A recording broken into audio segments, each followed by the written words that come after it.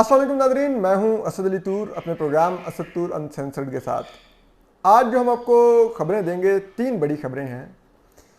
ایک تو یہ ہے کہ جو سی پیک کے لیے ایک فورم بنا ہوا ہے پاکستان اور چین کا مشترکہ JCC، اس کی میٹنگ ہوئی ہے، اس میں پاکستان کی بہت بےزتی کی ہے چینیوں نے اور ہمیں معافیاں مانگنی پڑی ہیں۔ یہ میٹنگ کا اندرونی احوال ہم آپ کو بتائیں گے، بڑا ہی اہم ہے۔ اسی طرح ہم آپ کو یہ بھی بتائیں گے کہ حکومت سے کیا پوچھا گیا تھا توشہ خانہ میں سوال، اور حکومت کی کیا انسیکیورٹیز تھیں جو سوال پوچھا گیا تھا، حکومت اس کی بجائے کچھ اور سوالات کا ڈیفنس لے کے اسلام آباد ہائی کورٹ میں چلی گئی ہے جو کہ پوچھا ہی نہیں گیا تھا۔ اسی طرح ہم آپ کو آج تھوڑا تبصرہ بھی کر دیتے ہیں۔ وزیر عمران خان نے کل فرمایا، وہ ایک ڈیجیٹل میڈیا کانفرنس سے خطاب کر رہے تھے جس میں وہ میڈیا کی آزادی کے اوپر انہوں نے کچھ فرمودات دیے، اور انہوں نے کہا کہ ہمیں کوئی مسئلہ نہیں ہے خود پر تنقید سے، ہمیں مسئلہ صرف فیک نیوز سے ہے۔ اچھا، یہ جو فواد چودھری صاحب کہتے ہیں کہ 75% لوگوں کی آمدن بڑھی ہے پاکستان میں، کیا یہ فیک نیوز نہیں تھی؟ یہ جو شہباز گل صاحب ایک پاکستان کے بارے میں سروے ہی نہیں ہوا تھا اور وہ لے کے جا کے پروپوگیٹ کرتے رہے، ٹویسٹ دے کے کہ پاکستان کا نام ان ممالک میں آتا ہی نہیں جہاں پہ خواتین محفوظ نہیں ہیں، کیا یہ ٹویسٹ نہیں تھا؟ یہ فیک نیوز نہیں تھی؟ وہ جو آپ نے وزیر اعظم ہاؤس میں ایک پالا ہوا ہے، ہمارے ٹیکس کے ٹکڑوں پر پل رہا ہے، آپ کا سوشل میڈیا ایک دور میں دیکھتا تھا، وہ جو پورا سنڈیکیٹ چلا رہا ہے صحافیوں کے خلاف، کرپٹ یوٹیوبرز کا، جو فائنینشلی اور مورلی دونوں کرپٹ ہیں، کیا وہ فیک نیوز نہیں پھیلوا رہا؟ سارے فیک نیوز والے یوٹیوبر اور اینکر آپ کی جیب میں ہیں، آپ کے وزیر اعظم ہاؤس میں آپ سے ملاقاتیں کرتے رہتے ہیں، آپ ان کو لیکچرز دیتے رہتے ہیں، جھوٹ بولنے کے نسخے بتاتے رہتے ہیں، وہ فیک نیوز نہیں؟ آپ تو فیک نیوز کی سرپرستی کرتے ہیں۔ پھر کل ہی وزیر اعظم نے کہا کہ پاکستان کی تاریخ میں سب سے زیادہ آزاد میڈیا اس وقت ہے، ہم نے سب سے زیادہ آزاد میڈیا کو چھوڑا ہوا ہے۔ ایک اور فیک نیوز، یہ بھی فیک نیوز ہے۔ آپ اندازہ کیجئے کہ ایک ایسے دور میں جب عنبر شمسی آف ایئر ہو جائیں، نصرت جاوید آف ایئر ہو جائیں، حامد میر آف ایئر ہو جائیں، متی اللہ جان آف ایئر ہو جائیں، سرل المائدہ کو صحافت چھوڑنی پڑ جائے، لاہور سے عمران شفقت اور عامر میر گھر سے اغوا ہوں، کراچی میں وارث رضا کو اغوا کیا جائے اور ان سے پوچھا جائے کہ آپ PMDA کے خلاف کیوں لکھتے ہیں، آپ ہائبرڈ نظام کے بارے میں کیوں لکھتے ہیں، اغوا کاروں کو آرٹیکل 19A تک کا نہ پتہ ہو، پھر متی اللہ جان اغوا ہوں اسلام آباد سے، ابصار عالم صاحب کو اسلام آباد میں ان کے گھر کے سامنے گولی ماری جائے، مجھ نہ چیز کے گھر میں گھس کے مار پیٹ کر کے جائیں، ٹھیک، اور آپ کہیں کہ پاکستان میں میڈیا سب سے زیادہ ہمارے دور میں آزاد ہے۔ فریڈم نیٹ ورک کی رپورٹ کے مطابق پاکستان کا دارالحکومت اسلام آباد صحافیوں کے لیے سب سے غیر محفوظ شہر ہے۔ آپ کہہ رہے ہیں اسلام آباد پاکستان میں صحافت پچھلے 3 سال میں سب سے زیادہ آزاد ہے؟ آپ کیسی بات کر رہے ہیں، اتنا جھوٹ بول رہے ہیں آپ۔ اور پھر آپ اندازہ کیجئے، reporters without borders Imran Khan صاحب کو درندہ لکھتا ہے کہ یہ واحد سویلین پاکستان کا حکمران ہے جو پریڈیٹر ہے جرنلسٹ کے لیے، اور آپ کہہ رہے ہیں صحافت سب سے زیادہ آزاد ہے؟ کیا مطلب؟ کوئی اندازہ کیجئے، اتنا اللہ رسول رسالت مدینہ سب نام لیں گے، ایک لفظ سچ نہیں بولیں گے۔ یقین کیجئے جس طرح نوبل پیس پرائز ہے، اسی طرح ایک گوئبلز پرائز بھی ہونا چاہیے۔ وہ عمران خان صاحب گوئبلز پرائز تو کنزیکٹیولی جیت سکتے ہیں، کوئی ان کا مقابلہ نہیں کر سکتا جھوٹ بولنے میں، اور اتنے کانفیڈنس سے جھوٹ بولتے ہیں۔ یقین کیجئے کہ اگر گوئبلز آج زندہ ہوتا تو وزیر اعظم عمران خان کے پاس جاتا اور کہتا تو میرا بھی باپ نکلا ہے۔ اتنا تو جھوٹا پروپیگنڈا میں نہیں اتنے کانفیڈنس سے، اتنے پکے منہ سے جھوٹ بول سکتا تھا اور لوگوں کو گمراہ کر سکتا تھا جتنے سے آپ کرتے ہیں۔ اور پھر کہتے ہیں جی کہ وہ نہیں وہ دیکھیں جی جو آج تک جو پروگرام ہوئے ہیں وہ 70% میرے خلاف ہوئے ہیں میڈیا میں، اور نیوز 70% میرے خلاف چلی ہے، میری حکومت کے خلاف چلی ہے. خدا کا خوف کریں. ہمیں تو مثبت رپورٹنگ پہ لگایا ہوا ہے اسٹیبلشمنٹ نے.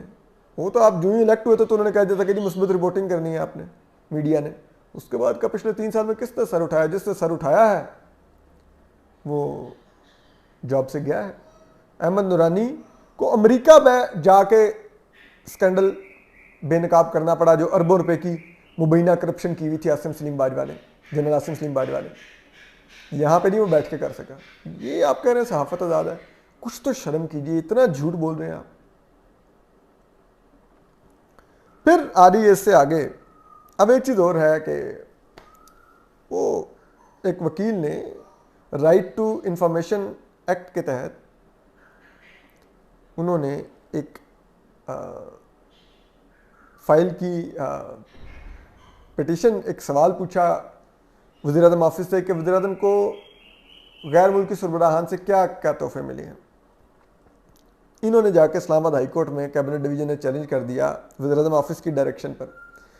کہا کہ جی اگر ہم یہ بتائیں گے کہ کس کس غیر ملکی سربراہ نے کیا کیا تحفہ دیا ہے تو وہ مائنڈ کریں گے غیر ملکی سربراہ کہ ہمارے تحفے یوں پبلک کیے جا رہے ہیں، امبیرسمنٹ ان کو ہوگی، تو تعلقات متاثر ہوں گے، قومی وقار مجروح ہوگا، اور وغیرہ وغیرہ. اور شہباز گل صاحب نے بھی کہہ دیا کہ جی وہ وزیر اعظم 50% رقم کی ادائیگی کر کے وہ تحفے خرید چکے ہیں، یعنی کہ جو 100 روپے کا تحفہ تھا وزیر اعظم 50 روپے میں خرید چکے ہیں، جو 1 کروڑ کا تھا. تو اس طرح اس میں کئی سونے کے گولڈ کے وزرائے الزام لگاتے ہیں کہ وزیر اعظم کے خاندان کی خواتین نے خریدے ہیں. دا پوائنٹ از جو اسلام آباد ہائی کورٹ میں جو گئے ہیں، اب بات یہ ہے وہاں پہ جب وہ دیکھا جا رہا ہے کہ ان سے تو پوچھا ہی نہیں گیا تھا کہ کس کس سربراہ نے کیا کیا تحفہ دیا ہے. یہ سوال ہی نہیں کیا گیا تھا، صرف یہ کہا گیا تھا کیا تحفے ملے ہیں. نہ ہی ان سے پوچھا گیا تھا کہ کتنے تحفے وزیر اعظم نے خریدے ہیں.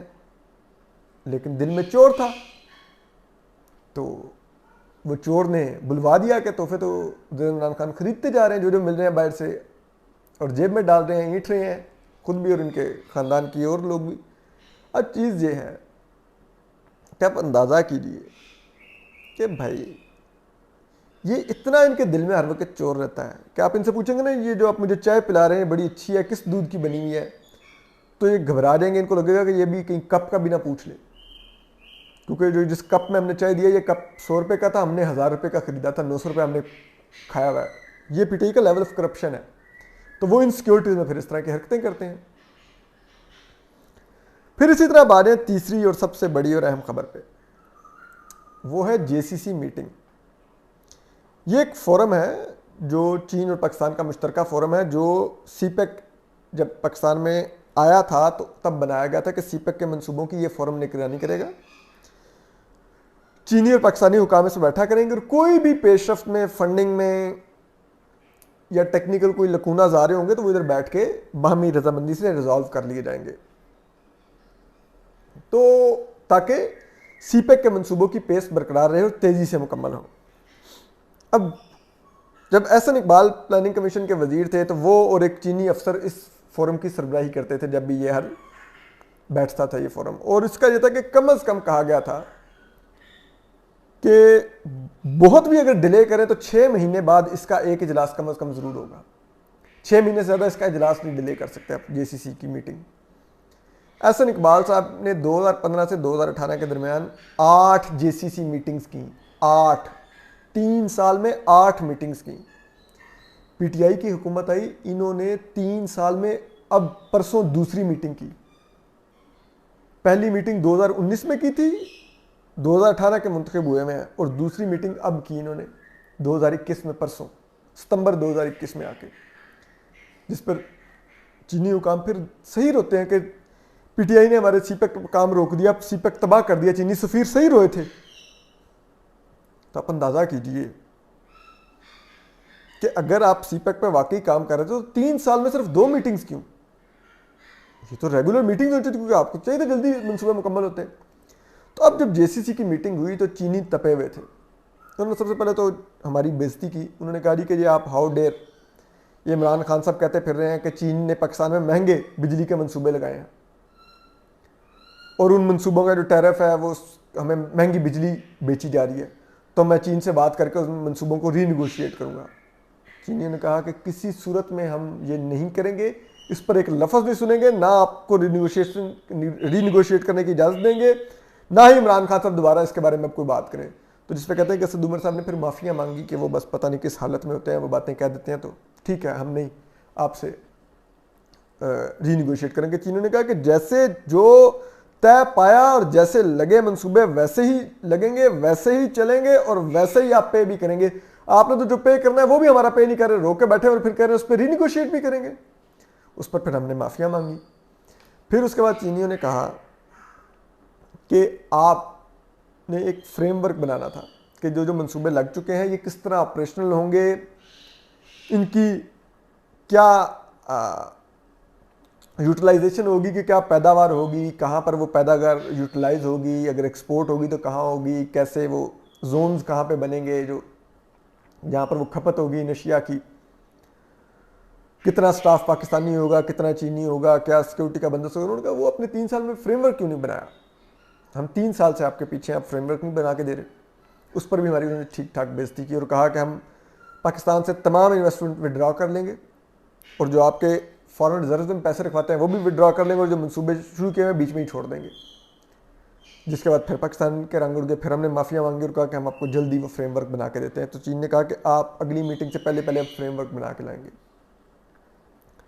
پھر اس کے بعد چینی حکام نے ہم سے پوچھا کہ وہ داسو ڈیم کے اٹیک کے جو حملہ آور تھے ان کا کیا بنا، کیا آپ نے پکڑے ہیں یا آپ نے آئیڈینٹیفائی کیا ہے کہ انہوں نے کیے ہیں، کیا کارروائی کی ہے ان کے خلاف، یہ ہمیں فوری اس کی رپورٹ چاہیے۔ اس پر ہماری پھر چین نے بےزتی کی، چینی حکام نے، اس پر پھر ہم نے معافیاں مانگی۔ اور ذرائع پاکستانی ذرائع بتاتے ہیں کہ چینی جو حکام تھے وہ جان کے داسو پہ 2 مہینے سے کام نہیں شروع کر رہے، صرف اس لیے کہ ہم پر دباؤ ڈالا جائے۔ تو ہم نے وہ بھی منتیں کی کہ آپ داسو پر کام شروع کروائیں۔ تو چینی حکام نے کہا کہ آپ پہلے یہ آئیڈینٹیفائی کر کے لائیں، پھر ہم کام شروع کریں گے۔ یہ سب کچھ بھی ہوا، اور پھر اب یہ ذرائع بتاتے ہیں کہ اب چینیوں نے یہ بھی کہا ہے کہ وزیر عمران خان چینی منصوبوں کے بارے میں اس طرح کی زبان نہ استعمال کریں۔ اس سے پہلے چین مراد سعید پر بھی تپا تھا، جو پاکستانی وزیر ہیں پی ٹی آئی کے، وہ سکھر موٹر میں 70 ارب کی کرپشن ہوگی، یہ اتنے ارب کی ملتان میٹرو میں ہوگی، اتنے ارب کی ہوگی اورنج لائن میں، یہ وہ۔ تو اس پر چینی حکام نے اس وقت تب کے خط لکھا تھا، جنہوں نے پبلک بھی کیا تھا کہ یہ چینی کمپنیوں پر کمیشن اور کرپشن کے الزامات شرمناک ہیں، اور اس پر انہوں نے پھر پاکستان کو شٹ اپ کال دی تھی اور کہا تھا کہ اس کو مراد سعید کو شٹ اپ کروائیں، اور پھر مراد سعید کو وزیر عمران خان نے شٹ اپ کال دلوائی تھی اور کہا تھا کہ دوبارہ تمہاری چین نہ نکلے، کم از کم سی پیک پہ باقی جگہوں پہ چین کر لینا، سن لیں گے ہم۔ اور پھر دیکھیں مراد سعید صاحب کے آپ سنتے ہی رہتے ہیں۔ تو اب بات یہ ہے کہ آپ دیکھیے پچھلے کتنے عرصے سے مراد سعید سی پیک کے بارے میں کچھ نہیں بولے، کسی پروجیکٹ کے بارے میں بولے۔ تو چینی غصے میں ہیں، ہماری اب بےزتی بھی کر رہے ہیں کیونکہ ان کا پیسہ لگا ہوا اور پیسہ ہم کھٹائی میں ڈال رہے ہیں، اور یہ تحریک انصاف کی حکومت تباہ کر رہی ہے، تو وہ غصے میں۔ دوبارہ ہم آپ کو اپڈیٹ کرتے رہیں گے، اپنا خیال رکھیے، سلامت رہیے، اللہ حافظ۔